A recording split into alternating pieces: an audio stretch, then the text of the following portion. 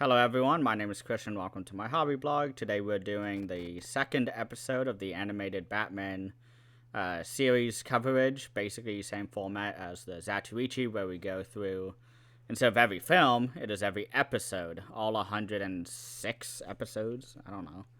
It's some obscene amount of episodes that I did not anticipate. But we are covering 14 to 26, I believe. That's the notes I did. And to welcome back Leon, aka Cultflixfix24. Welcome back. Thanks, Christian. It's always an honor to be on here, and I look forward to discussing more Batman, revisiting this. Like you said, there's 106 episodes, so it's a lot to get through, but they could be some are good, some are bad. Well, it goes with everything you watch. But yeah, I'm ready to dive into this too of Batman, see what we came up with. Yeah, I was just doing the quick math in my head. I'm like, oh, we're not even a quarter of the way through. It's like, because I think with Zatoichi we did the first episode or the first movie, and then we did like 5 movies at a time or something. It was like really easy, and we got knocked out in like 2 months, I think. And this is gonna be a long one. I think it's gonna be like 3 or 4 months. And then we also have the movies that are on this release that I wouldn't mind doing. Oh, it's 109 episodes, not 106. My bad. Add some more to the list. Yeah, it just makes it even more just it's like, Hope there's not a burnout or anything like that. yeah, I was about to ask, like, what'd you think of this section compared to the last disc, I guess? I'd say because it was fresh last disc, the excitement was higher.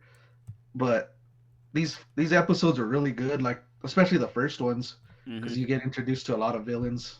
Been looking forward to watching. So Yeah, a lot of first appearances of many people. Some of them I'm shocked it took this long. Because I think yeah, I was texting you and I was like, oh, hey, like, it's like episode 18 and we're now getting this person. Okay.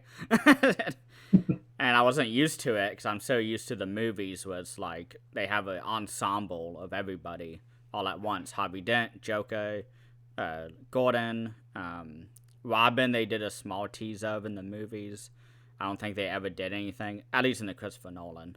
I guess Robin wasn't even in the DC ones. They weren't even mentioned. Well, he wasn't mentioned. no, I know he makes like an appearance on the Christopher Nolan ones, but the the other ones you get Batman and Robin with the Tim Burton. You get Mm-hmm. what's his name, Chris O'Donnell playing him, but it's just for one film and that's it. Yeah, and he's not in the new ones, right? I mean, I've only seen the studio, whatever it's called, Fantastic Four. What is it? Justice League. I've only seen the original cut of that and the Superman and Batman movies, but they're not in there, I don't think, and not in the No, new he's not. Batman either with Robert Pattinson. No, he's not in any of those. Probably the older ones, but I because the wonder why. Patterson's like when a young Batman, he's like when he's fresh. Yeah, Yeah, which makes it more interesting as well. yeah, he's not yet the seasoned guy that we see in the Nolan ones. And he's not the older Batman that I really wanted more of from the Zack Snyder ones. I think that was the most interesting Batman. But did you watch the documentary that's on Disc 2? It's like a short 30-minute one. I can I get didn't. Yeah, I can get into that. It's pretty interesting what they talk about, but I'll just jump right into it. So All right. basically, it's a making of documentary talking about what they wanted to do with the show. They basically said they wanted to do real stories and to basically be as serious as they can in terms of the plot, but let the dialogue and the characters be uh, humorous. And they said they wanted it to be grounded in reality and that the characters and visuals were based on the 1939 World's Fair, which I don't know if many people know about that, but it was basically this huge conference convention that was like, hey, all rich people, come over, and you get to see a look into what the 2000s will look like. And it was, flying fucking cars, giant buildings, and basically the exact building design that you see in the Batman show. And they were like, yeah, we just basically took pictures from that convention, and we just painted them. Like, that's all we did. And I thought that was interesting because that's around the time that Batman and a lot of popular superheroes came around because of the Great Depression and the World Wars, everything like that. And so back in the 1930s, they were like, hey, like, this is what we can look forward to as society progresses and everyone gets more equal rights. And we continue, well, back then, they used to have a huge tax on the wealthy, and they took that shit away for some reason. So these people had really high hopes for the future, and they were like, yeah, our buildings are going to be superstructures, and it's going to be all glass, and it's going to look really pristine and all this stuff, and we are nowhere near that. So, but I love that aesthetic of what that convention had, and the show really highlights that, especially in the intro. They said the intro, they wanted it to basically be absolutely silent, no dialogue, nothing. Everything you need to know about Batman is in that, 2 minutes. You can beat people up. He uses gadgets. He flies across the buildings. All that. And they even had really great interviews with the cast members, including the late, great Kevin Conroy. They said that they found him just out of nowhere. He was like 200 or something for auditions, because they had like so many people come in and audition, and they were like, yeah, none of them can do it. And he walks in and he just makes his voice lower, and they're like, yeah, that's him. Everyone, wrap it up, wrap it up. We found him. We found Batman. And they were like, here's all the money. Just keep doing what you're doing. And they got Mark Hamill to do it because he's fresh off of Star Wars. And he said he was talking about how he wanted to be like to get the voice of the Joker. He was basically doing like a game show host or something. And said, like, mix that with like a magician, like at a kid's birthday party. Mix that with a TV show personality, and that's kind of what headspace he went into to get the voice really well. And Harley Quinn was actually a totally new original character to the show. She did not exist before the show, which I had no idea. I thought she has been around as long as Batman has. Me too. Wow. That's interesting. I had, like, that blew my mind when they said that. I had to pause it and just think about that, because I was like, wait, like, it's just been Joker and Batman and just the classic people. Like, Harley Quinn is new, like, to the show. And they said that they wanted a new character for the show, and that they needed somebody, like a really distinct henchman or henchwoman for the Joker. So they were like, hey, fuck it. The Joker is based off a deck of cards. Let's have the other Joker card that you see a lot in decks of cards. Kind of like a jester. She has like a jester hat. Yeah. I love her design on the show. And I think she, we'll get into it later. I had a bit of a confusion of, I think her appearance. I'm not sure. But, oh, yeah. One of the last things is that they told the voice actors when they were doing the recordings for each episode that they should not even think that they are doing voice acting for cartoons, and that they needed to play the voices as straight as they can and pretend as if they are in a play, like in a high school play or a Broadway play, in order to really get the realness and kind of real dialogue that they had throughout the show, which goes back to what they wanted to do, which was have it be grounded in reality and let the dialogue be funny, but not be like, haha, it's so funny, look at us, we made a joke.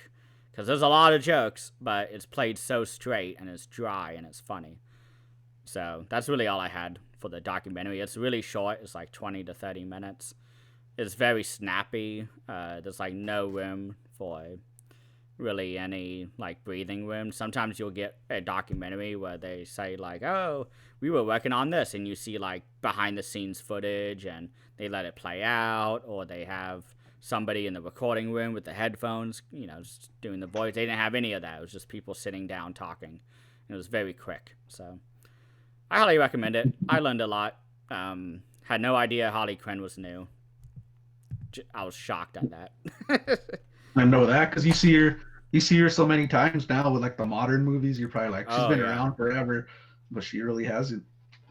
It's kind of like with the Suicide Squad movie that James Gunn did, where they brought in Harley Quinn and all the other like really random superheroes like Polka Dot Face. Like James Gunn said he just went on Google and typed in stupidest heroes and like in the DC property, and he was like Polka Dot Face is like #1. He was like, I want him. And so I was like, okay, like Harley Quinn, had no idea she was new. Really interesting. She is. You got everywhere. Sylvester Stallone talking as the shark and stuff like that. Which fits it, but yeah. It's your turn because the way we're doing this, for those who either didn't watch the last episode or forgot, is that we're switching off because it's 13 episodes, I think, about every single disc. Yeah. There may be one disc that has less. I don't know if the math works out perfectly to 109 out of 16 or whatever, or 13. And so we're splitting it basically. One person does 7, the other does 6.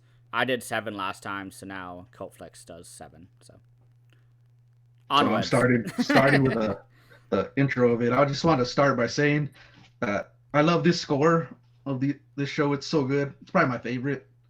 It used to be the Tim Burton films, but man, I just love the score in this animated series. It just makes the episodes stand out. I know I said that last time, but I'm really impressed with his score, and it's the same guy, Danny Elfman, who did those, which it sounds similar to the Tim Burton Batman sounds. But so that's one thing I forgot to mention that I didn't write down, is that was one of the things they talked about in the documentary, is that they saw it, because that had just come out, I think, a year or two before the Batman movies.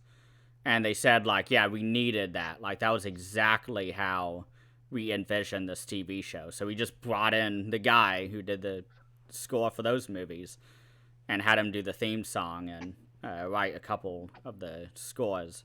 So, yeah. The music is amazing in the show. It's amazing. Probably my favorite, honestly. Okay, so I'm going to get into episode 14, which is Heart of Ice. And this episode's the introduction to Mr. Freeze, which is one of my favorite villains from the Gotham universe or whatever. But yeah, it's real interesting because you see him playing this show, and I actually thought he was like a foreign guy, because you have Arnold Schwarzenegger playing him in the Tim Burton films, and he has an accent also in this. And I said, no wonder they chose Arnold, because it's like that certain voice. But when I looked it up, it's actually a Native American actor playing him. Oh, and he's I didn't even see that. Yeah, he's I don't remember quite his name. It's Michael Ansawa. I wrote it down. Okay. He's from somewhere. I looked him up. I didn't write that, but okay. I'm glad you got the name, because I didn't get it. And he came out in a Broken Arrow show from the 50s, and also the Manitou, 1978 horror film, which I want to see. But he does a really great job as Mr. Freeze. He's one of more like heartfelt characters, because he's bad, but for a reason. Because they pretty much fucked him over, dude. Like this corporation, they have him like his wife was ill. He was working on an experiment, not bothering anybody, but out of greed and money, they destroy him and his wife, which sends him in an evil state of mind. He's like a scientist, and he brings back like this outfit where he runs through cold. He's always cold. He even says in the episode, I'll never be warm or hot again, which means his heart also. it's gone cold completely, and I thought that was a great saying for it. This was the best episode. I'll just say now. Yeah, I really like this one. it's like so heartfelt. It's like a heartfelt episode, and you could even see Batman like feeling bad for him. He's like, I got to take you in, but you're not going alone. I'm going to get this corporation to who's ruined your life. And it's funny because Batman catches a cold. He gets frozen in this episode and catches a cold. And Alfred is like his father figure, so he takes care of him. He gives him soup, and he's like, "What is this hot soup?" He's all takes the cold away. So later in the episode, this is for a reason. It actually saves Batman's life. So he's taking it down, and I think Mr. Freeze has him pretty much to die, and he throws the soup, which cracks Mr. Freeze's helmet and exposes him and pretty much defeats him. And Batman says the saying here, I got it here, where Batman says, soup, it's meant to fight the cold, and he throws it towards like Mr. Freeze. Exactly what Alfred told him. I thought that was funny. But yeah, he brings him to justice, but he also takes down this corporation, which is really bad and greedy, and destroys this guy's whole family life and everything. But yeah, that's one of my favorite characters too. I just love the freezing thing. It gets to you. It gives you the chills while you're watching this episode, because I don't know, you really feel like the cold and all that. And when they turn to ice, you're like, oh man. And then I didn't realize you get sick when you're in cold. So you see Batman with a cold and all these guys getting sick. And we have like this closing scene where he's in a jail cell and everything's frozen, just on Mr. Freeze. I guess that's how he lives or something like that. But it's real awesome because you get like this jail cell view through there where it's just like snow and wintry, which gives you that feel for especially the season right now. So it sucks you right into the episode. But it's really interesting. I've always enjoyed Mr. Freeze's backstory. I just thought he's a villain, but he's actually like, you feel bad for him. There's a reason why he's doing this. And yeah, he's like an anti-hero, basically. There you go, like an anti-hero. But yeah, this gets right off the bat as like one of the great episodes out of the disc too.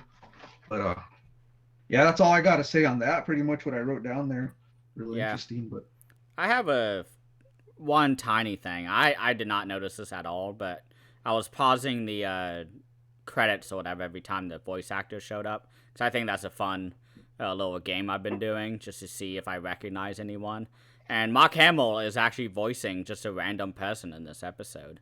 Oh, wow. The character Ferris Boyle. He voices him, which, like, I recognize that name from reading the subtitles or whatever, but I didn't process who that was.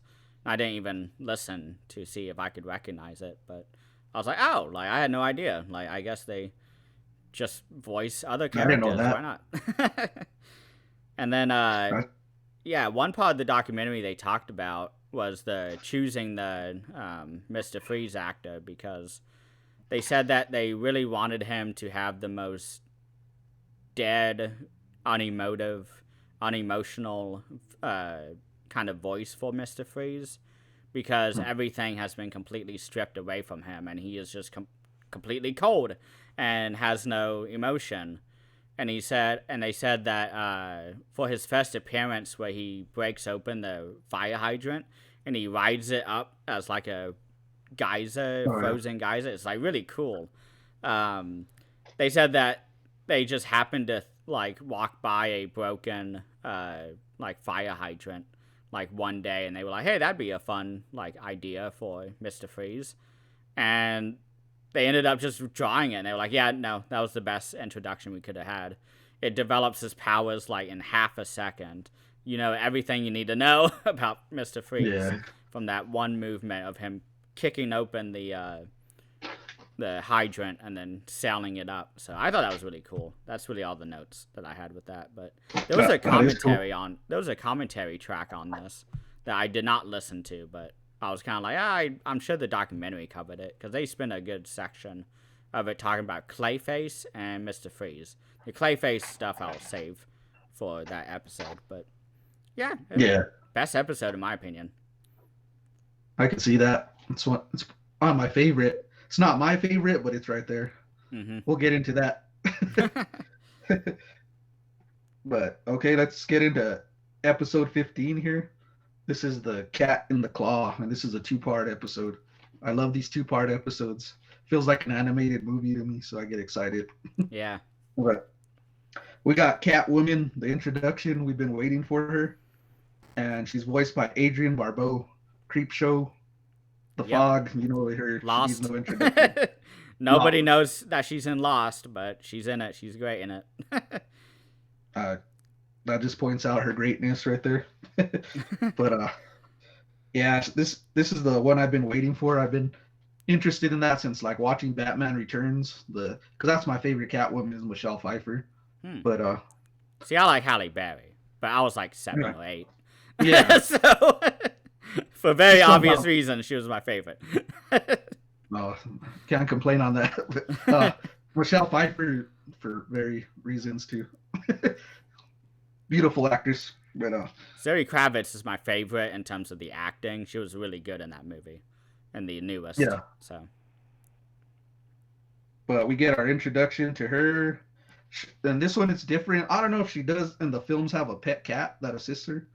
But in this one she does. I loved it. I can't remember. Yeah, she has like a sidekick cat that just saves the day for her. It's just awesome, like to have a sidekick like that. And it's funny because Batman, well, we right away have Catwoman has a thief. She's robbing jewelry. That's what she does throughout every films, everything. Yeah. And you have Batman just staring like intrigued. No, he's like, he's our new cat burglar is a woman. He says this cheesy one-liner, but he's really intrigued.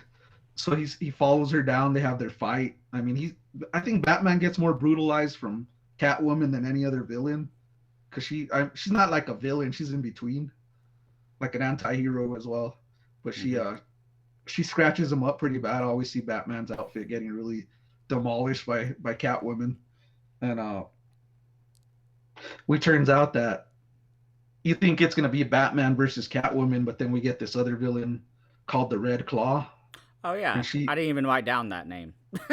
Yeah, she's the actual villain in this whole episode, and she's planning to take over and pretty much go against everything Catwoman believes, because she's all for animal rights.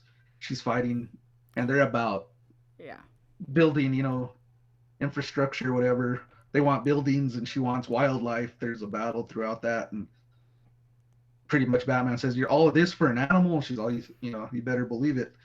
And it goes toe to toe. We go from Batman being the one, and it gets to Catwoman versus Red Claw, which I thought was cool to switch it up like that. But this is one of the most, I think, interesting things, because you have Catwoman falling to her death in this episode. She's knocked off a building, and she's pretty much gonna die. But Batman saves her, saves the day, and you got her. It's more featured on Catwoman versus Red Claw, and I feel that like Batman's a side character in this episode. Mm-hmm. He's kind of like standing back, just like whoever pretty much fucks up against the laws, getting justice or whatever. But he's kind of like watching it, like and it's cool. I like that how he takes a step back, and you get the female battles in this one. Mm-hmm. But that goes through part one.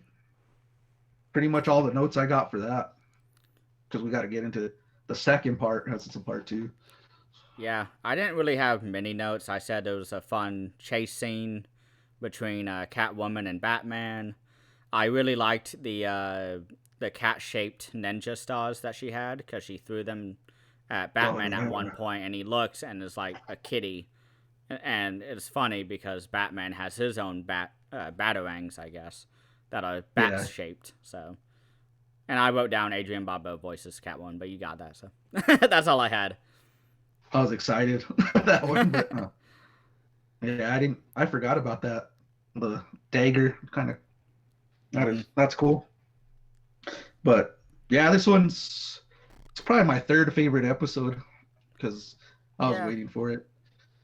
I'd say third or fourth. I'm not sure yet. In this section, it's up there in the at least top half. I haven't ranked Yeah, any of them. But I knew Mr. Freeze was my favorite. that was good. Yeah, but that's all I got for part one. So I guess I'll get into episode 16, which is the Cat and the Claw part two. So this goes into the pretty much the battle again. It's Batman, Catwoman, Red Claw at each other, and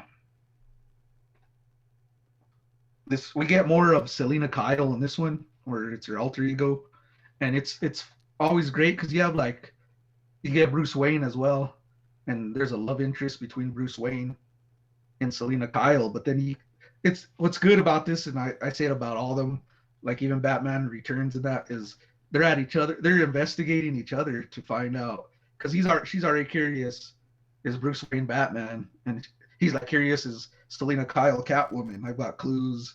They find like little cat hairs where she's investigating and saying, you know what was this doing at her house and stuff like that. And it goes back and forth, and it has a love story, which is awesome because you could tell Batman or Bruce Wayne he's in love with Catwoman. I mean, it's shown through Batman Returns to the other ones that, and there's in Batman Returns there's a fatal thing that happens towards the end where Catwoman supposedly dies but doesn't really.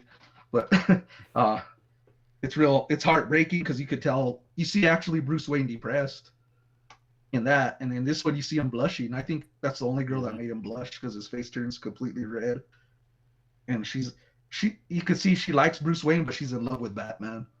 That's the one she she's interested in, but not knowing that it's the same guy. But you what else do I got here?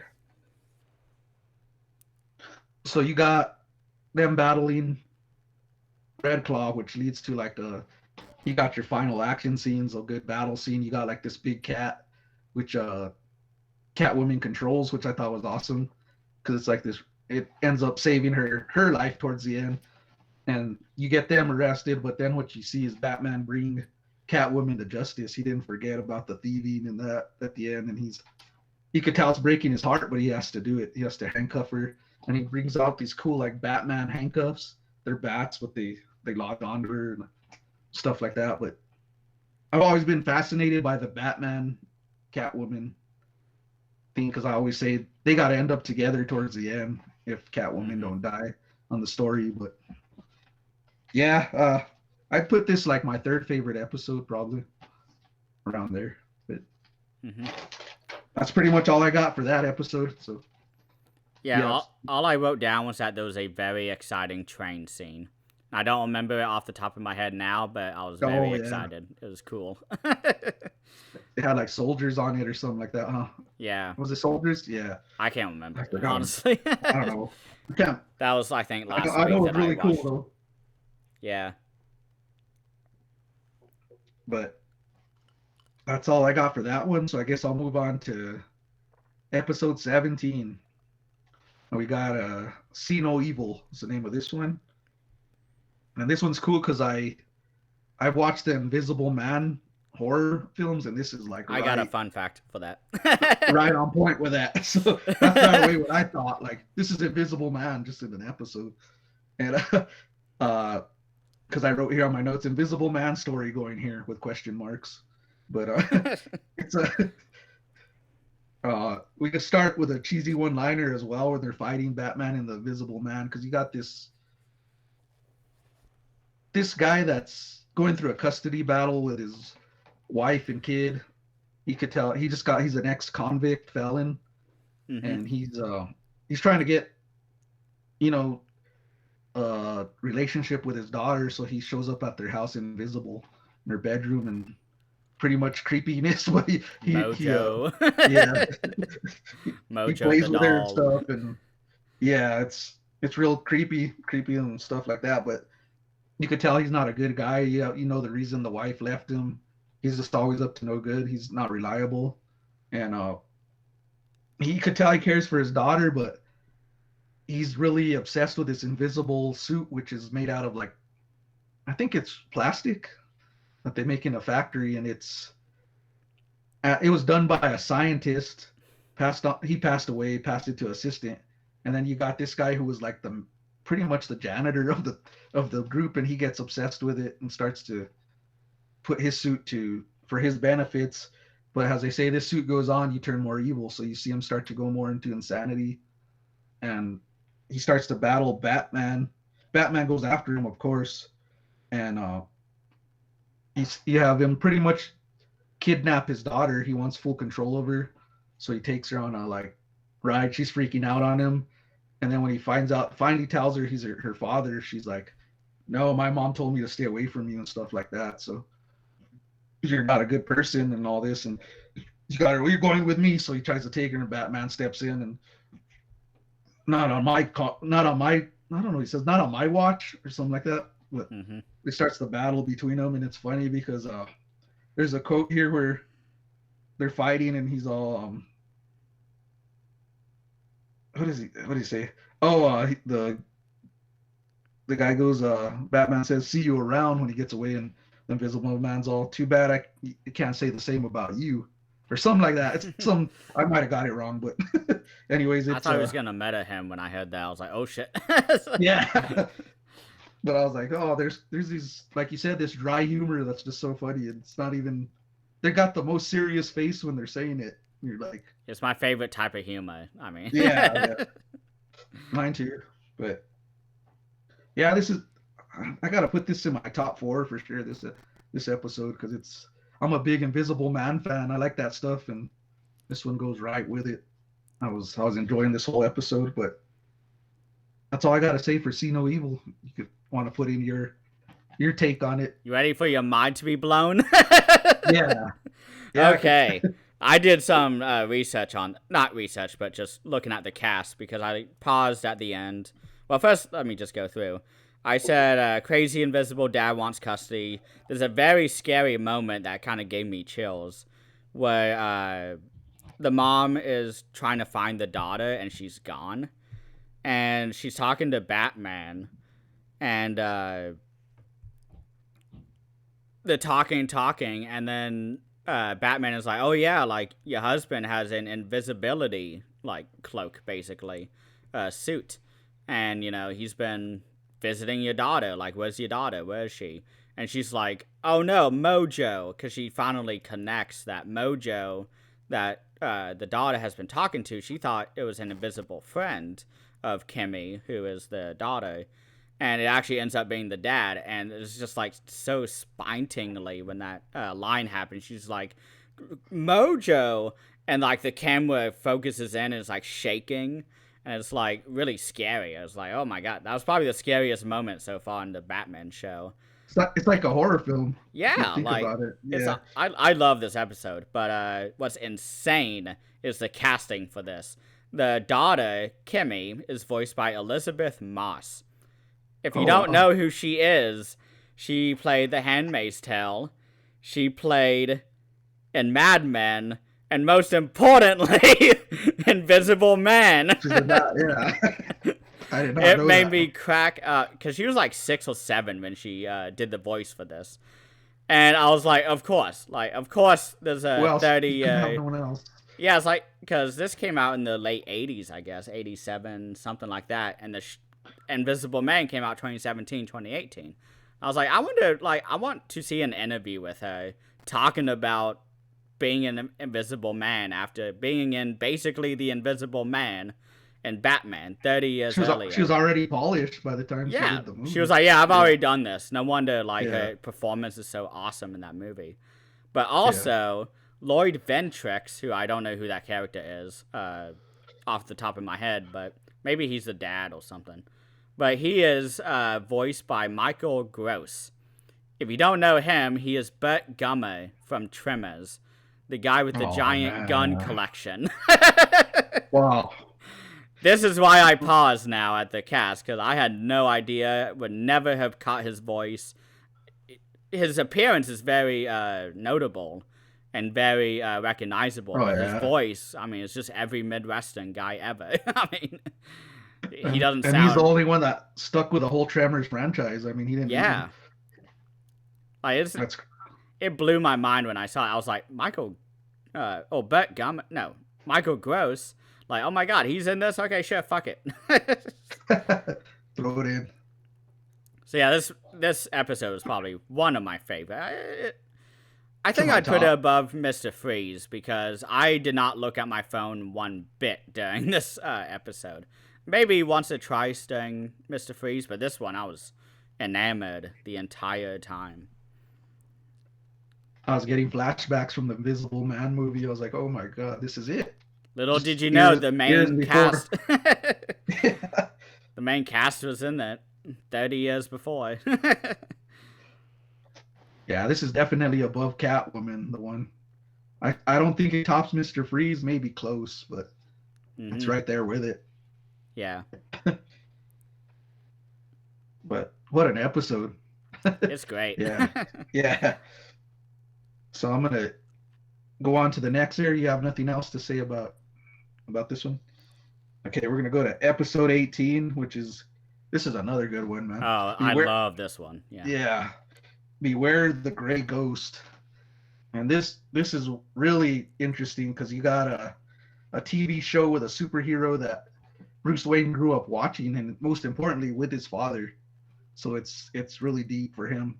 And you right away get a flashback of him and his dad sitting in front of the TV, and he's like with the action figure and dressed as him. You know, you could tell that was his Batman. You know what I mean? Like, Mm-hmm. and it's really interesting because, I mean, that's the reason he's so dark is because his family, you know, were murdered when he was a kid. Mm-hmm. He has a deep connection, and it's just awesome to see the flashbacks. And you got a pretty much a villain, a copycat in this one, the Mad Bomber, which is copycatted from the Gray Ghost show, which he grew up watching. And what's cool about that is one more thing I have to say is it inspired his whole Batcave and everything like that is inspired from this guy. This is they even see a collection he has in his Batcave of all the Gray Ghosts. Yep. And as this Mad Bomber's, going on bombing around Gotham, buildings, important buildings and stuff, you got a Batman investigating, and he goes to the actor, which is he's doing really hard. He's not doing so well. He's living in like a, a low apartment. He can't pay rent, and he has all his Gray Ghost memorabilia all through it, and you could just tell he's washed up. He can't get an acting gig. He's trying. You just feel bad for this guy through the whole episode. He's down on his luck, and Batman kind of shows up. He can't get him to want to do anything. He doesn't have the drive or the confidence anymore, and Batman kind of gives him that. He tells him, "You know what? You were my hero. You're still the Gray Ghost." And he's like, "I ain't anymore." You know what I mean? And it's real sad to see, but anyways, he tells him there's a Mad Bomber and you're the only one that can stop him. You know the story and all this, and he doesn't do it at first, but then he finally gives in.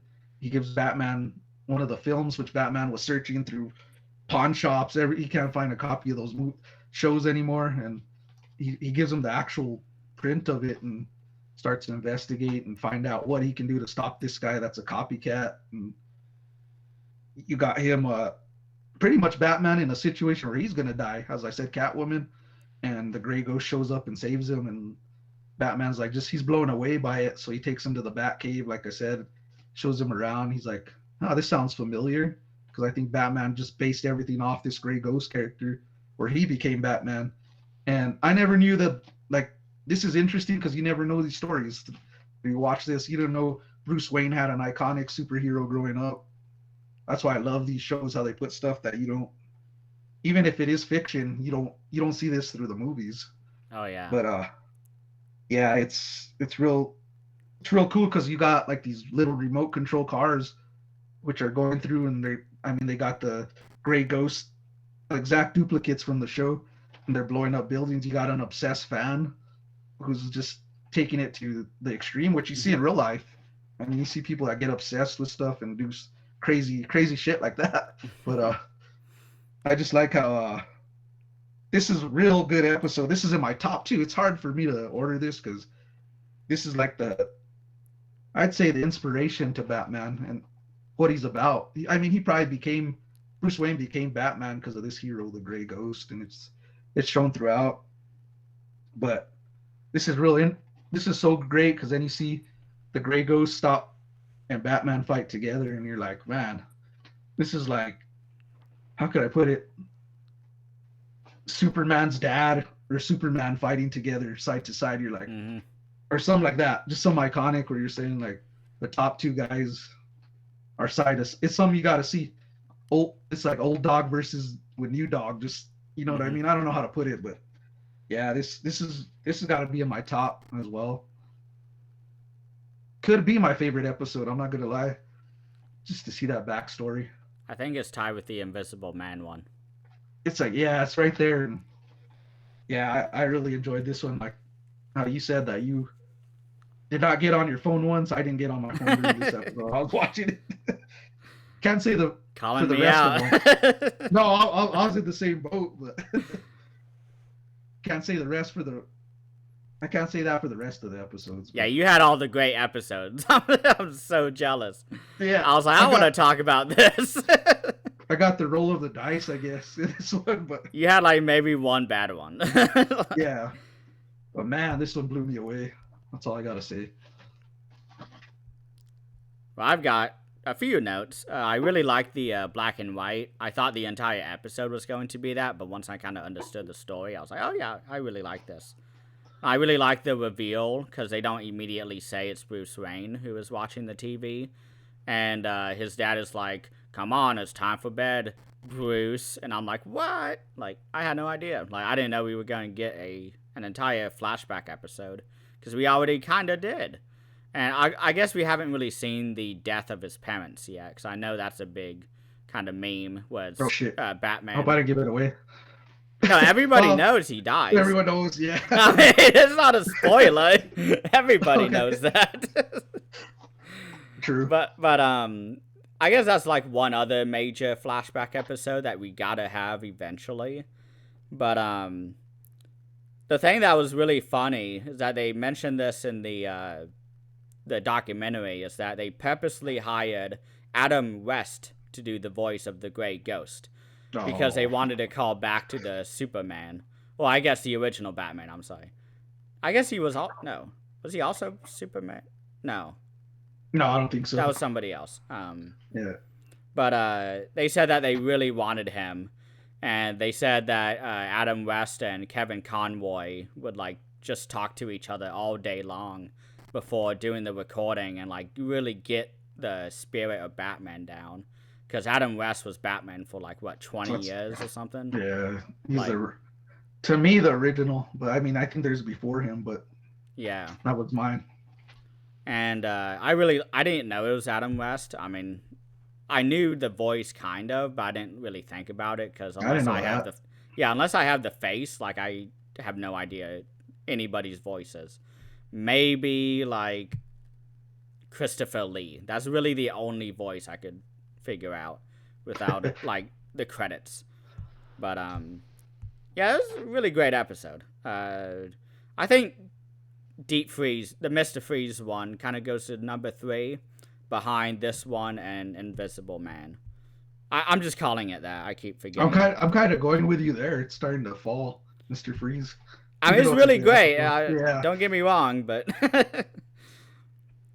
I think this one's my favorite. I'm gonna be honest. Yeah. Because I never knew Bruce Wayne had an inspiration. I always wanted to know that. Yeah, it's like a passing of the baton, like from one generation to the next. So I wonder if I really want to see a movie that's like a partnership between Grey Ghost and the Batman. I think that'd be fun. It hasn't been done. I've never even heard of Grey Ghost before this episode. So it's like Bruce Lee to Green Hornet. That's what he reminded me of, like the Green Hornet, Grey Ghost. I don't know. It's kind of similar in ways. Yeah. I guess it's my section now. The fucking not exciting section. Go ahead. It's all you. It's all me now. This one is episode 19, Prophecy of Doom. Really cool concepts, but I just was not into it for some reason. We get a pretty awesome, never before heard to me, villain called Nostromos, who is a name kind of play on the historical figure Nostradamus, who predicted that the world was going to end in like some year that, we always hear the, 21 or 2012, watch out, which has been 10 years now. Y2K. Yeah, Y2K. Like like we get all these predictions. Mm-hmm. And I said that there's really fun magic-y stuff throughout, and we get a pretty cool showdown, if I remember right. This is the episode I started with today, so I watched 8 episodes, or 6 episodes today, so I'm wiped out. But yeah, I really enjoyed this one. I didn't really have many notes on it though, so it was fun. I was on my phone for a lot of it though. It just did not grab my attention. I mean, it was like, oh, it's a magic guy. Okay, immediately I know it's not real magic. I mean, they're not going to have Doctor Strange characters in this. And I don't think DC ever really did those type of heroes with magic and all that. I'm not sure. No. Because Doctor Strange is what? He's Marvel? Yeah. Yeah. I don't even know Doctor Strange story, but I've heard of it, Yeah, basically magic. That's all you need. Magic. He learns magic from the Far East. And okay. It's fine. What he does after his origin story is a lot more interesting than his origin story. Yeah, this one, I gotta agree with you. It's just all right. Like, you caught me on my phone. This is when my phone came back in, probably. But looking up factoids of Batman instead of watching Batman. Because I watched a Severin film called The Astrologer, and this one reminded me a lot of it. The Astrologer's a little more strange. But yeah, it's one of those that you got like your cult and fake cult, and they're controlling rich people's money just for a bribe or whatever. But he didn't seem too menacing, this guy. He just seemed like Batman's gonna take him out pretty soon. He was like a Clarence Isle Joker, in my opinion. Was like, it's not as quality as Joker, but it's like same aesthetics kind of. He has the same smile, the same haircut, the very showy costumes that he has. So it was kind of like, oh, I just want to watch Joker. Replace Nostromus with Joker, and I'll be happy. More entertaining. Yeah, I don't got too many notes on this either. I just got cults, having to do with cults and ripping rich people off throughout the episode. But, wait, were you supposed to do that one? Because I had. Oh gosh, yeah, I'm completely overtaking your section. I'm sorry. Because you have up to Clayface Part 1. I'm sorry. Oh man, I didn't even catch that either. I didn't catch it either. I thought I was done. Honestly. Okay, great. But I could still go Part 1 and you Part 2. No big deal. That's fine. We'll pretend like that didn't just happen.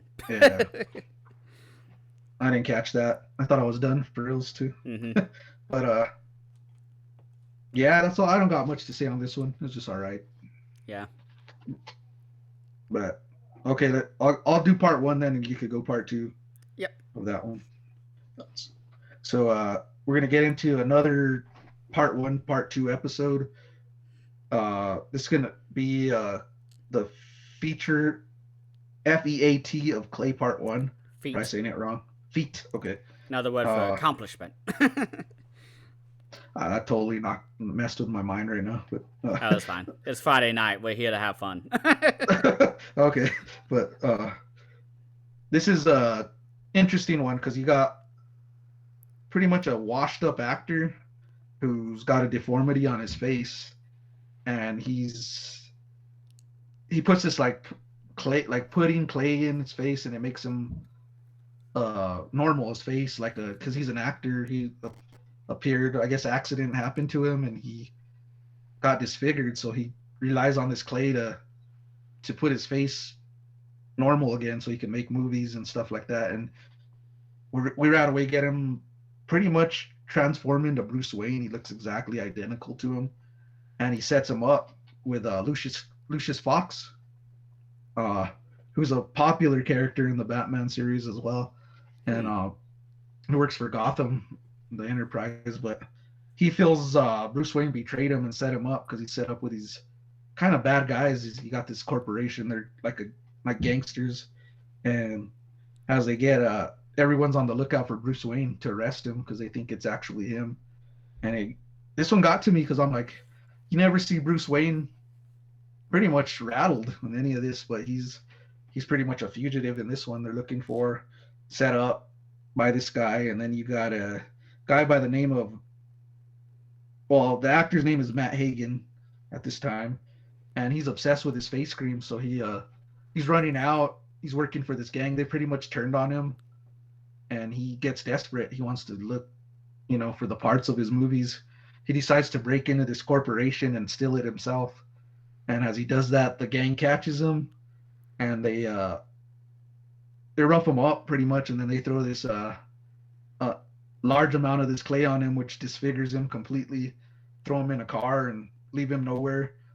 And you got probably his sidekick, right hand man, who goes and this is horrifying because he opens the thing and sees him and like screams in horror, and you see the shape of his new body, and you're like, oh man, you know what's coming with this. With villains, but we're introduced to the villain Clayface as he becomes Matt Hagen, and he's voiced by Ron Perlman, Hellboy himself. I was gonna see if you caught that.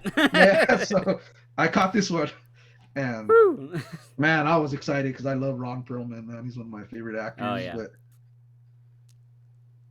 But yeah, you get your introduction to Clayface, and that's where it says to be continued. I mean on that part, but that's all I got. Yeah, Lucius Fox.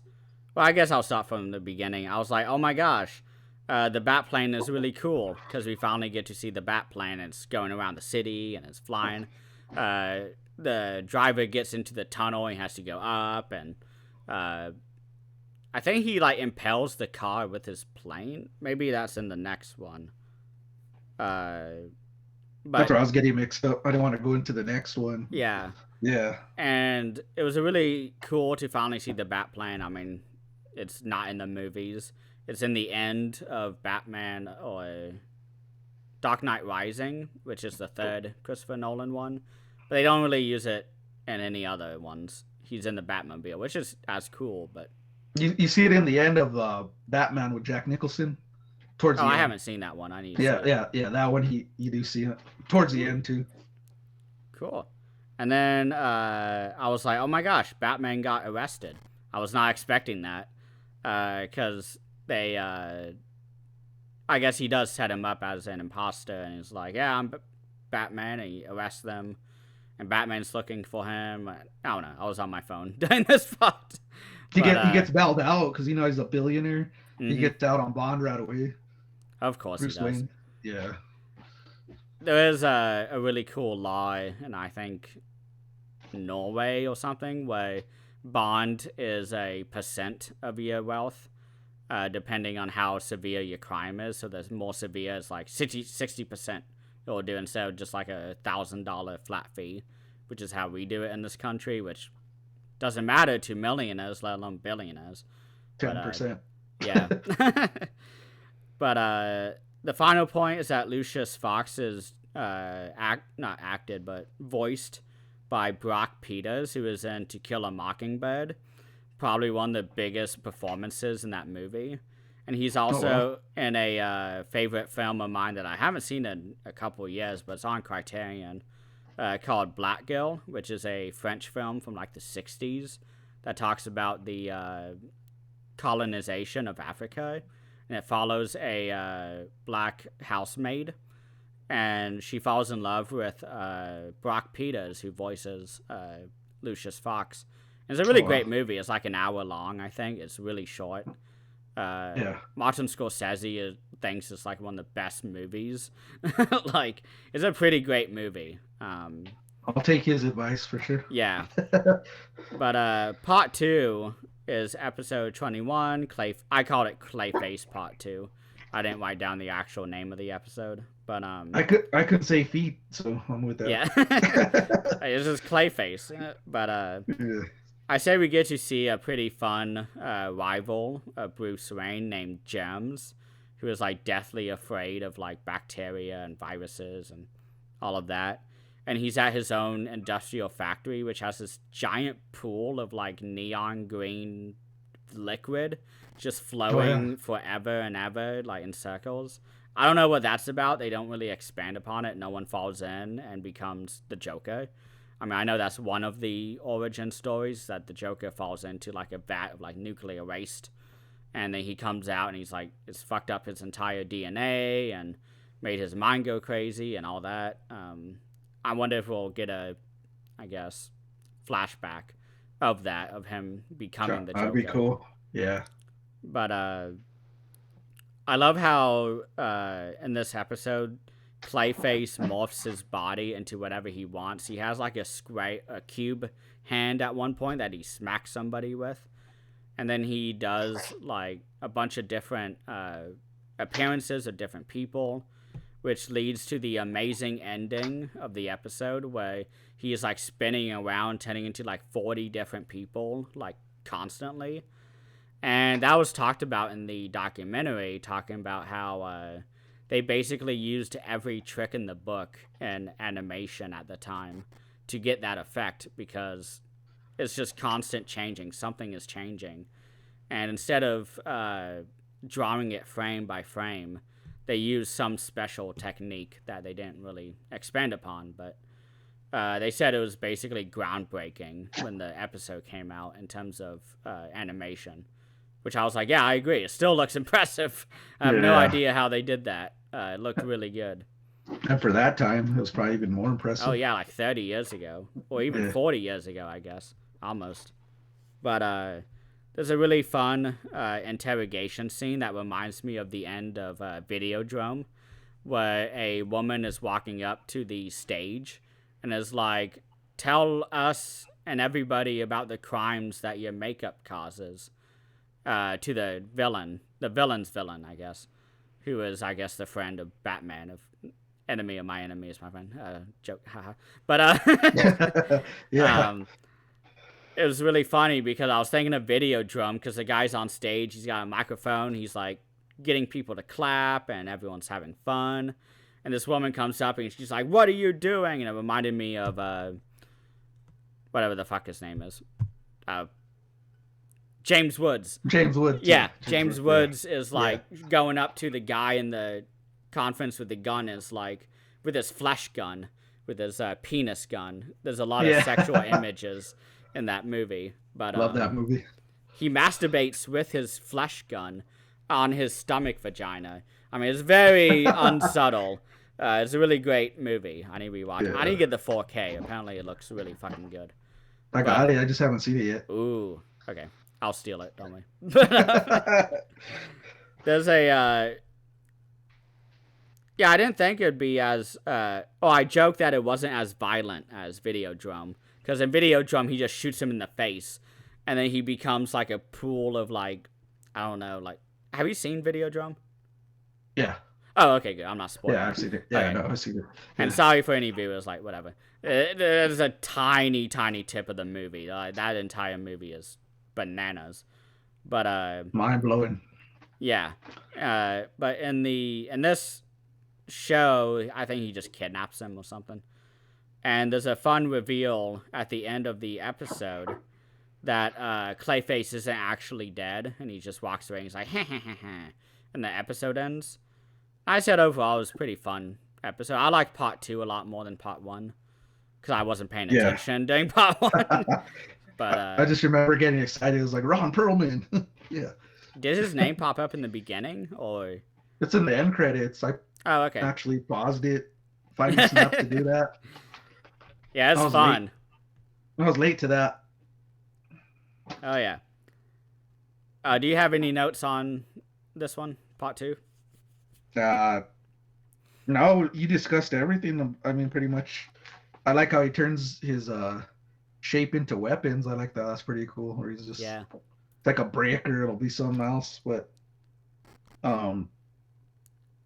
let's see. Oh, I like the ending where he's a girl. He's just walking out. He Mm-hmm. transforms into a complete girl, and you think Clayface is dead.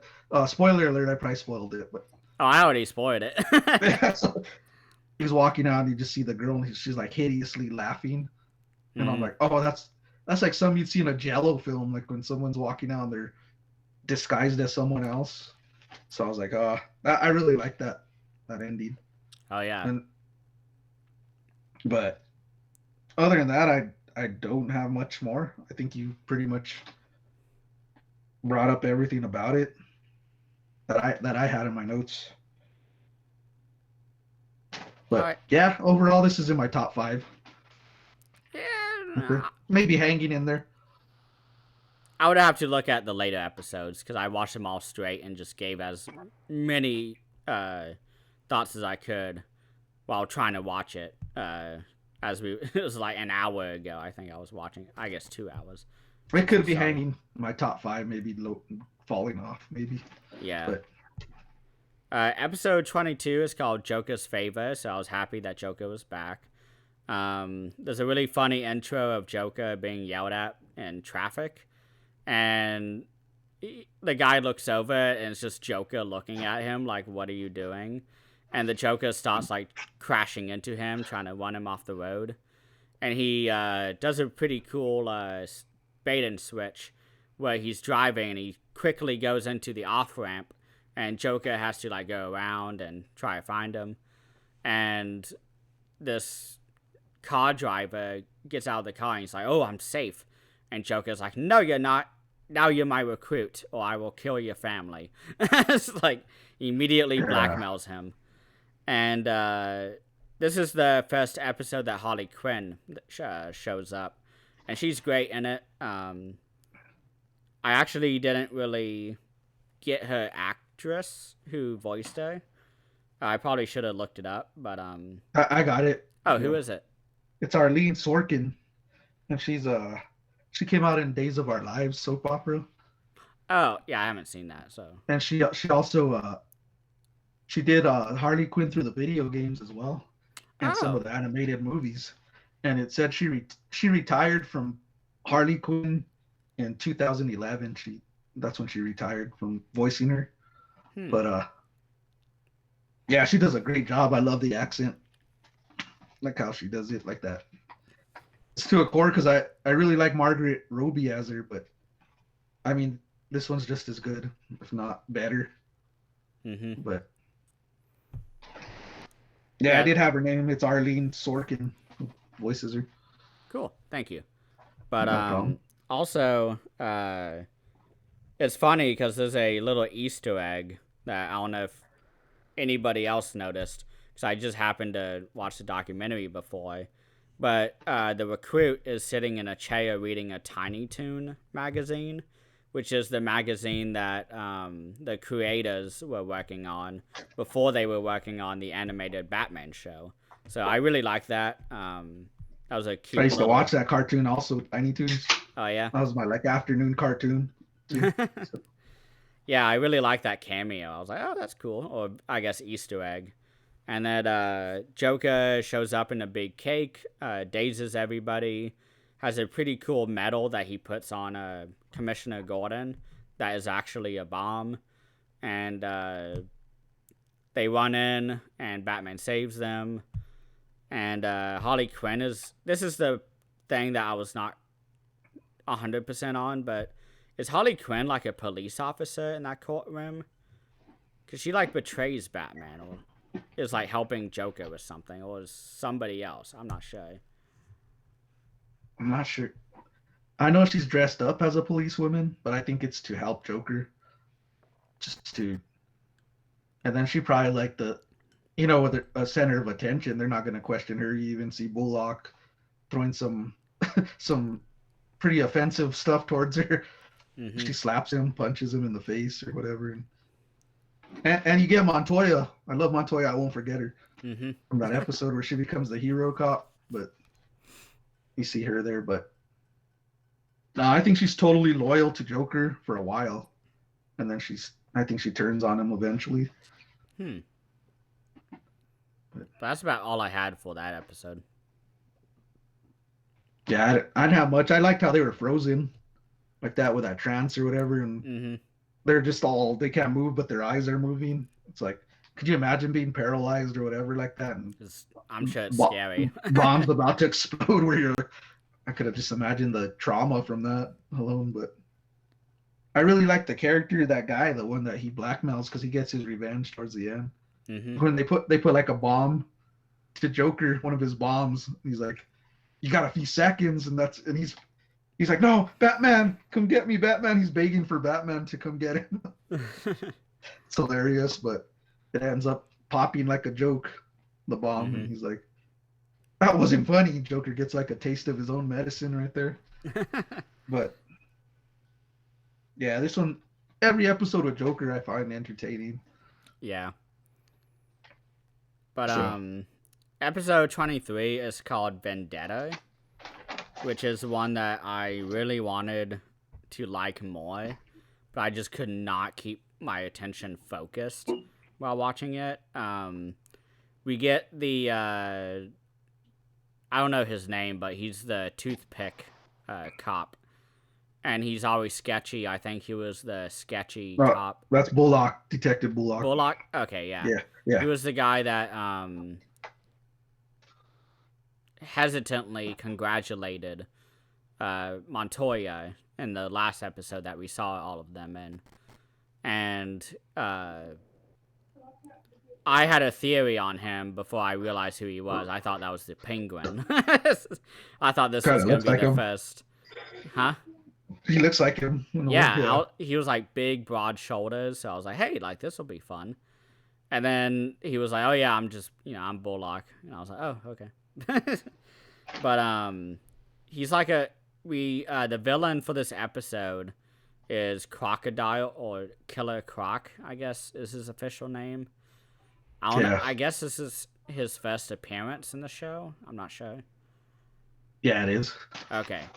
Yeah. I really like the design of him. I think that was my favorite boss in the Arkham Asylum video game on Xbox 360, and I guess remastered into PS4 and all that. But Killer Croc has always been like a really fun villain for me because he's in a different setting. And that's what shined the most for me in this episode was the setting when they were in the sewers. He escapes Arkham Asylum through the sewers because nobody's looking at it.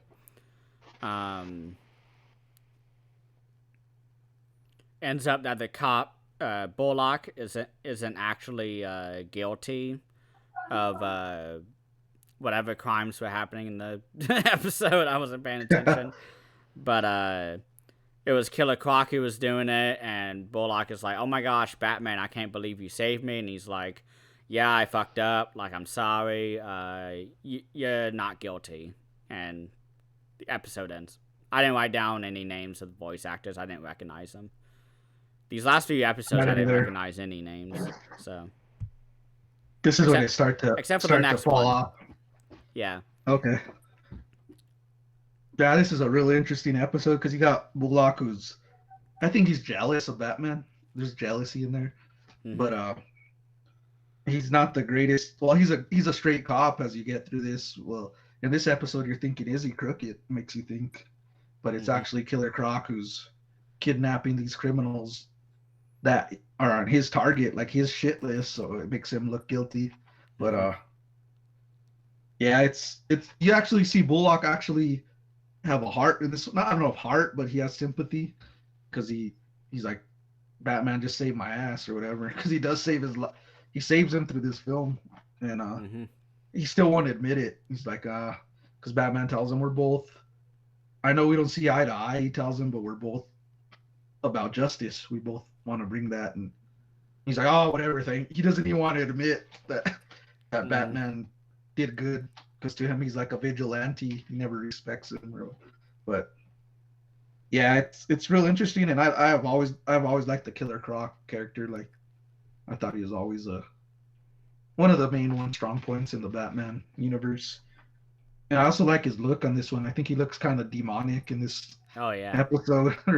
Yeah, but that's all I got to say on this episode. It's a good one, worth the watch. Yeah, it's not bad. I mean, it's probably in the middle, average. Yeah. But episode 24 is Fear of Victory, which it's up there. I don't think it cracks the top 3, but it's top 5 maybe. And I was very excited because the title card, not even 30 seconds in, is a picture of Scarecrow, and I said, fuck yes, I love Scarecrow. He's always been my favorite because he's the most horrifying of the villains, in my opinion. Joker, like, he's scary because he's unpredictable. But what's scary about Scarecrow is that he can make you tap into your deepest fears through his laughing gas and whatever gas, liquid stuff that he's using this episode. But Brian Rogers is a football player who has mail. He has mail is what the 2000s internet would say. And there's a news montage after his introduction of various sports people falling and to the ground screaming right before they win so that the opponents win instead. And Brian is now failing in the football game that he's doing, and all the sponsors and colleges are kind of scoping him out, seeing if they want to recruit him to the teams. And Robin shows up, and I had no idea that he was the roommate. I was shocked. That blew my mind too. I was like, what? Like, because he shows up as a typical college student, and you're hanging out, and you're like, okay, who's this guy? Okay, whatever. And then he's like, and then Batman, the next scene is like, your roommate in college, Brian Rogers. I was like, oh, that's Robin? Oh, okay. Like, I thought there would be, like, some tip-off. Maybe there's a picture of a Robin, like a bird Robin, like, on the wall that's supposed to hint to us, but went over my head. I didn't get that till the end of the episode, honestly. Yeah, like, because they say, because Batman just turns to him in the dorm after Brian Rogers has been, like, kidnapped, or was I guess he's at the football game when they're solving the crime that Scarecrow is there. And he's like, oh yeah, your roommate, Brian Rogers, Robin, my sidekick. And I was like, oh, like, I had no idea. Like, that was interesting.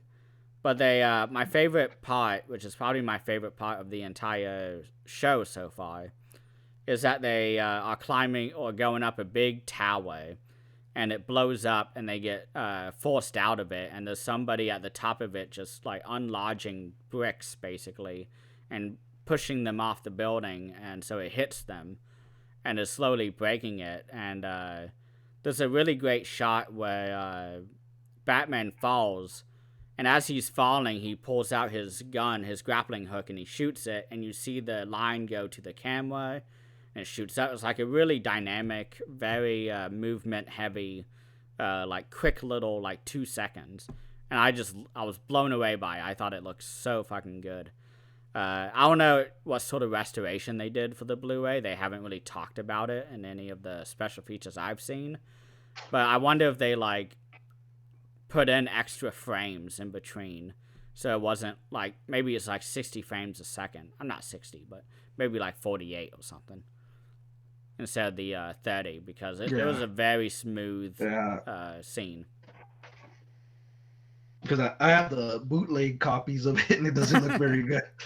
Oh, it doesn't? No, it's night and day better. Yeah.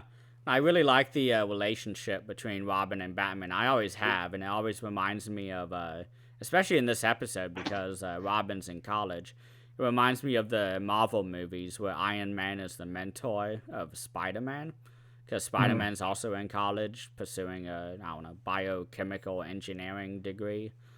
And the thing that blew me away was that I paused on the credits. I'm not sure if you did, but there was a name on there that kind of blew my mind that he was involved, and they didn't give his character's name. He was just in there, and it's Tim Carey. No, I didn't catch that. He voices somebody. They didn't give the character name, nothing. It just says other voices on the credits, and it says, like, Tim Carey. And I'm like, who did he voice? Who was he? Yeah. Like, it's not the Scarecrow, because it had somebody else, like. But this is one of my favorites outside of the ones that we've already talked about, because Scarecrow is just awesome. I love Scarecrow. I didn't really Yeah. care for the football player stuff. Like, that's kind of what's weighing it down for me. But I think it's Yeah. above average in the 13 episodes that we have. Yeah, it's interesting, and I do like the football because I'm a football fan, so I kind of Oh, yeah. like that stuff. And I like the name of the team, the Gotham Knights. I thought that was an awesome name Like for Dark their Knight. universe. Yeah, got the Dark Knight reference, but yeah, this one's interesting and it's crazy because you actually see Batman helpless. He's relying on Robin, Mm-hmm. and how I have a question: how did Robin get the fear in him? How was that put in by Scarecrow, where he's like scared of heights? I still am not Because I sure didn't how they catch even that. got it to the sports players. Because he was Yeah, I up didn't. above, and I think he had the vial of like liquid. I guess it's not gas. And he was like, "Oh, I'm gonna drop this, so the entire stadium's gonna lose their shit." And Yeah, Robin gets on the grappling hook and swings and catches it, and then gets hit with it. I think, and he won't like let yeah, go. Oh no, it's on the building, but he won't let go. But yeah, it was weird. I it don't was know how weird. Yeah, the gas got everybody. but yeah, you actually see where he could have actually got Batman killed, but Mm-hmm. Batman finds a way out of it. And yeah, it's not. I like this episode too. I thought it was a lot of fun. I'm always interested in the Scarecrow as well because he develops the fears. Because like you never put one on me, it's spiders. I'm probably going into a Lucio Fulci scene of the Beyond. Oh, I that's showed my my that's dad my that last weekend, and he was disgusted. I told him dude. nothing about it. I was like, "Oh, yeah, we're gonna watch a really fun Italian horror movie. Get ready." Yeah, And immediately he was like, "What are they doing? What did they just say? Are they talking? Like, how is this working?" And he was yeah. because every time we So watch many him, questions on that. yeah, every time we watch a movie, we always joke about the subtitles because sometimes it will say like chittering or Yeah, scrouching, and it's like all these really specific words.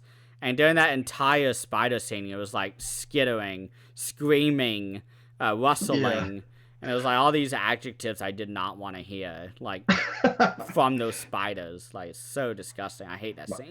that's my phobia. Like honestly, that gets under my skin. When I saw that for the first time, I was like, Mm-hmm. Fulci, you know how to get to me. But Yeah. Do you have anything else on this episode? I don't. That's it. Cool. So the next episode, which is episode 25, second to last, thank God, because I'm sick of talking about these episodes. The Yeah, like just good enough to where like we can talk about it, but while exactly. watching it, I was like on my phone. I was zoning out. I didn't care. Like I was burned out because I've been watching it all day since like 6 o'clock.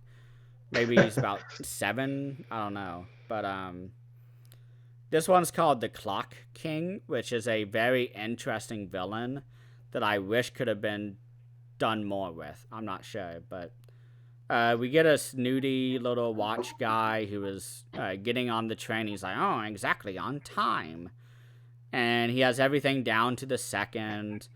And he even says at one point, he hands like a stack of papers to his assistant, and she's like, "Oh yeah, sorry, I didn't get it printed in time." And he's like, "Oh, it takes exactly, uh, whatever 1 minute and like something seconds to print out 37 pages of a document." And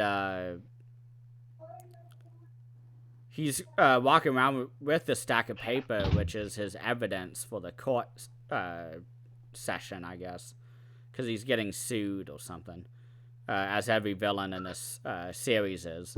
And he's like on the fountain, and no, he's walking through, and all the paper gets gusted up in a wind, and it falls into the fountain. And he's like reaching for the last page, and the dog comes up and is like woof, and he falls in, gets all the pages wet, shows up, and he's late, and so that kind of breaks his entire stability of his mind. And we get a time skip. We get a 7 years later, and this time we get traffic signals are malfunctioning, And then something happens between that point and the first 10 minutes to the final 2 minutes, which is when we finally get the showdown between Batman and the Clock King. So the beginning I thought was really interesting, and the showdown was fun, but everything in between I just did not care about. I like how they were hanging on the arms of the clock as it was on the big watchtower or the clock tower. That was cool, but it was just fine. I did not care at all during this episode. This is probably one of my worst episodes, honestly, but it had potential. But yeah, like it's an interesting villain. Yeah, but I don't think I don't want him in the movie. I'd rather have Clayface. Like yeah, and then his glasses are like clocks too. I thought that was crazy. Yeah, I didn't even notice that. Probably because I was on my phone, but yeah, this one was. I couldn't get into it, and then my kids were running around at this time, so it's hard for me to concentrate. But yeah, I gotta say, my favorite that I remember from this episode is where Batman's gonna get him or something. And he like flips off on a train, and he like timed the train. I missed that. Really I didn't see that. He's like, the train gets here 6 minutes early. He tells Batman, and he flips off the building, and he lands on the train. He like timed it perfect. Oh, that's 6 minutes early. I was like, that was pretty good. But other than that, I don't know when I'll rewatch this episode, but I'll try to remember to keep my eye out. Yeah, that train scene's cool, man. He's like, train arrives 6 minutes early every day, and Batman's like, oh, and he flips, he lands on the train. It's like, good escape route. Probably one of the best I've seen. But yeah, I don't have too much on this. I had a hard time concentrating on this episode. So for episode 26, this is the last one. We've actually been going a lot longer than I thought we would. Almost an hour and a half now. But this episode 26, Appointment in Crime Alley, which I liked a lot. It actually dealt with a lot of real-world kind of concepts and patterns and phenomenon and all that. It has to do with the character of Daggett, who is Clayface, if you forgot, which is what I wrote down in my notes, because I did forget, and I had to look it up on Google. So I was like, who is Daggett? Why do I care about him? And I looked out, I was like, oh yeah, he's corporation with the face cream. Yeah, like, I totally forgot. It's been like 2 episodes, and I was like, who is he? Like, cause I always just called him Clayface. Like, I just love that name. It's so dumb. Like, Clayface. Man, he's a cool, interesting villain. Yeah, like, he's a really fun villain. He's like the Thing from Fantastic Four. But maybe look similar. That's crazy. Yeah, he has the cracks in his skin and all that. But he's also Batman's business rival, and he's basically going around to this one very specific low-income minority community and bulldozing everything in sight because he wants to build a mini mall, which is I thought was really interesting to include because this is a very real phenomenon that's been going on for like 100 years because there's a lot of history behind wealthy business owners basically buying up a bunch of land. The people on the land won't go, so they're just like, fuck it. Like, they chose to say, let's just bulldoze it. If they die, so what? If they don't, hey, they're out of there. They have no homes anymore. And that happened a lot with kind of the what do they call it? The exubs and the fleeing the city type people were after the 60s with everything with civil rights and all of that. A bunch of white people just fled the cities, basically, and went to suburbia instead. And a lot of business owners, they would buy up a lot of the land, and they would actually bulldoze entire communities to put up suburbs and put up the really shitty mini malls that you see nowadays that has, like, Walmart. I mean, anywhere Walmart, that's probably been a community before it showed up. And also, in the construction of the U.S. highway system, like the entirety of it, there are so many records that you can see nowadays this is my entire major and what I got my master's degree in, which is zoning and looking at transportation systems and how they were made. And most of them, they basically just bulldoze entire neighborhoods and would send in the army and the National Guard to drive out black people in order to go build all these different highways. And it's there's a page on Instagram that I follow that it's called like Cars Destroyed Our Cities, which takes aerial photo, not aerial photo, well, also aerial photos of recent times, and they also have old photos or land zoning where they show like the before and after of like, oh, here's a very vibrant city and neighborhood where people are walking around, they can go to the grocery store, and here it is 40 years later and it's just a highway. And it shows like the entire aerial of the city, where before it was just, you know, blocks and blocks of city, and then in 2020 or whatever, you see it's just a big 8-lane highway, and it's like, wow, they destroyed our city so people can move faster.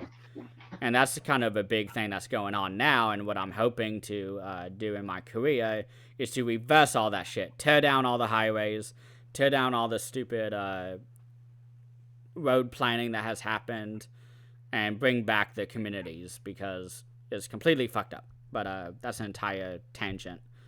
But that's what the entire episode was about. So that's more important than, you know, than a fancy highway. Yeah, and it is an absolute myth that adding more lanes will fix traffic. It's an entire concept called induced demand, which is basically, oh, they're building a new lane. Okay, now I can go and you go that way, because my old back road, it takes me 5 minutes longer. And, oh, hey, they're adding a new lane. Okay, I can now use that because now there's more room. Oh, no. 1,000 other people thought the exact same thing. Now, bam. Oh, we're going to go build a new lane. Oh, and then another 1,000 people go, oh, now I can use this. And it just keeps going. And then you get these nightmare fucking highways that have 20 fucking lanes. And then they spend $400 million. They're twice as crowded. Yeah, and they're spending hundreds of millions of dollars putting in even more lanes, and it's not working at all. They need to plan the roadways intellectually. And it's so stupid. I hate it. Every time I'm at work and we deal with that kind of thing, I'm just like, oh my god. Like, I hate it. But that's what the entire episode's on, so that's why I went on that tangent. There's an awesome moment where Batman is in his Batmobile, and the tram is, like, going down the hill, going towards, like, a building with a bunch of people. And he slams on the brakes of his Batmobile and stops it right before it hits, like, a bus or something, car. And we also get a kidnapped old lady who saw the dynamite. Somebody is trying to sell her drugs, because she dropped one of her not capsules, but one of her bottles that has her medicine in it. And by the end of the episode, they end up bombing all of the vacant housing, and not bombing the hotel, because all of the low-income people are living in the hotel together in order to basically just live, to survive. And it was a little disappointing to see at the end that half of the neighborhood blew up. But it started pretty well. Well, not started, but it ended pretty well. Batman and Clayface, whatever his name is, they're arguing together, and he's like, oh yeah, like, I didn't do anything illegal, it was them. I'm happy they are being served justice. And he's like, oh, I'm gonna get them to testify on you, and you're going to go to jail. And he's like, no, you're not. Like, I'm also a billionaire. Like, I'll be fine. And the old lady is like, okay, Batman, don't beat him up. Like, the law will catch up one day. And in my head, in my cynical brain, I was like, no, he's not. He's going to keep getting away with it. He's just going to go on to another community that can't fight back. Like, it's just going to keep going. It's still happening today. It's happening in my fucking city. I posted on my, I posted on my Instagram today how they keep approving these fucking million parking decks instead of putting in new businesses or like anything. They're Low putting in income parking decks. apartments.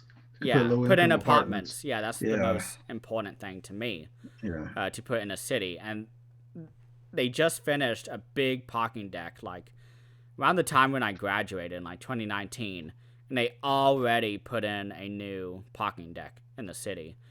And there's actually a billionaire in our city who owns like all of the land in the entire city, basically. And city council like will do his bidding and do whatever he wants. And they were going to do a big apartment project, and instead he bought it out and put in a parking deck. And this is why I hate my city as I work here longer and longer. I really loved it when I was a student, and I was like, wow, this is like such a great city. And now I'm really seeing politics run it. Yeah, it's really terrible. And I hate rich people. I hate capitalism. I am totally upfront about that. It is a taint. I'm with you on that. So. Yeah, like go watch Dawn of the Dead. That entire movie is about that, about the They're in the towers. All the rich people are in the towers, and yeah. Land of the Dead is about that too. Yeah. Day of the Dead is the whole military versus scientists. Okay, I'm thinking of Land of the Dead. Sorry, yeah, got that confused. I mean, it's both of them. I mean, it's Yeah. great. George Romero is pretty open about his anti-capitalist ways and beliefs, which same. But I agree. I don't judge him. But yeah, it was a pretty solid episode. I think I was more just thinking about the real life aspects of this than I was actually watching the episode. But it was great. There's a heartbreaking scene I'm gonna bring up with the little girl, where she stops Batman and they're like invading her apartment, her mom's apartment, and she calls Batman. She's like, "Can you help me?" Like, she's all, these guys are assaulting my mom and telling her to get out of our place, and he goes up and pretty much beats the shit out of these guys. And they're like, you find out they're working for that corporation, that Daggett Corporation or whatever. And I thought that was real heartbreaking. Like at the end, you see the daughter go hug the mom and be like, Mom, she's just worried about her mom. She doesn't care about, because she's like hiding under the couch and they're threatening her that they're going to throw her out of her place. I thought that was real. That got to me, that scene, man. I was like, oh. It reminded me of the earlier episode from the first disc, where it's the two kids and the like heavily worked mom, and they have to solve the crime of like something, I don't know. The parrot guy, the bird weird like cool guy. Yeah, they're like in the sewer or somewhere, huh? Yeah, Batman is like passed out like the entire episode. It kind of reminded me of that, where the kids are like kind of helping to solve the investigation. Yeah. So it was a solid episode. I mean, yeah, it has some important topics that are going on to this day. But yeah, I did enjoy it. So even though you didn't have like a main villain in it, you did have a villain, but the villain is capitalism. yeah, that, which is metaphored by the Daggett Corporation or whatever. But it shows you what's going on. He gets away with it because he has money at the end of it. But the lady tells him, "Karma will catch you one of these days." Let's hope. Let's hope. Yeah, at least. But yeah. I guess that's it for the episodes. That's it, yeah. Exactly an hour and a half. Wow. It's a lot of episodes to cover. Yeah. I don't know what your plans are for Christmas, but I don't know if I can do next week, but maybe the week after. I can do this 3, but... I probably can't this weekend, but next I'll be all right. Yeah. So, thank you everyone for watching. I had a really great time. This is always fun. I need to be a lot better about watching these episodes like throughout the time and not, half or even more than half of the episodes in one day. I think I watched like 7 episodes today. Yeah, because I watched the last... No.